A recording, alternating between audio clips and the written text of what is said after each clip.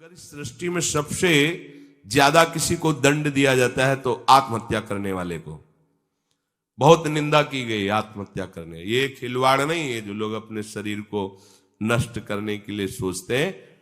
मतलब बहुत समय तक तो इनको पहले प्रेत बनना पड़ेगा। जो आत्महत्या करते हैं तड़पते रहेंगे, जल भी नहीं मिलता पीने को, बड़ा कष्ट में जीवन, फिर अधो योनियों को प्राप्त होते, बहुत मुश्किल। पता नहीं किस कल्प में फिर करुणा निधान इसे मनुष्य शरीर दे। आत्महत्या करने वाले ध्यान से इस बातों को सुने जिनके मन में कभी आत्महत्या के विचार आते हैं। मतलब आप कल्प कल्प के लिए घोर दुख का बीज बो दिए। शरीर रोगी है या समय प्रतिकूल है या आप किसी पर विजय नहीं प्राप्त कर पा रहे, परीक्षा में पास नहीं हो पा रहे, या आपके अनुकूल कोई बात नहीं बन रही, तो मरना जरूरी है क्या? मरने से समस्या का समाधान हो जाएगा क्या? हम तो कहते हैं कि अगर तुम्हारे अंदर इतनी ही बात आ गई कि मैं शरीर को नष्ट कर दूंगा, अब जीना नहीं, तो आज से भगवान के लिए जियो। तुम दूसरों की कामना पूर्ण करने वाले बन जाओगे।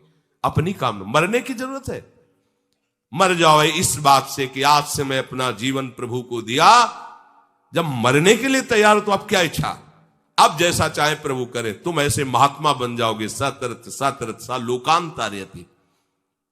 अगर आत्महत्या की तो आप दुर्गति को समझ लीजिए। भयानक प्रेत योनि, जहां स्वेच्छा से आप जल भी नहीं पी सकते, भले नदी किनारे रहिए, स्वेच्छा से, और भयंकर जलन, अशांति, एक जगह चैन से नहीं रह सकता। गोकर्ण जिसे अपनी स्थिति बताता है, धुंधकारी जो प्रेत योनि को प्राप्त है, भैया किसी तरह बचा लो, भयानक कष्ट में हो। यह आत्महत्या करने से समस्त दैवी शक्तियां उससे नाराज हो जाती हैं।